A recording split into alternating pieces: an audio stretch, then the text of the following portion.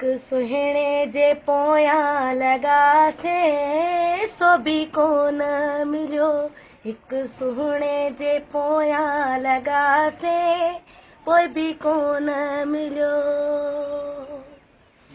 जहिड़े हाल ई ओ जहिड़े हाल बि फ़क़ीराणा कयासीं सो बि कोन मिलियो। हिकु सुहिणे जे पोयां लॻासीं पोइ बि कोन मिलियो। जहिड़े हाल ई ओ जहिड़े हाल ई फ़क़ीराणा कयासीं सो बि कोन मिलियो।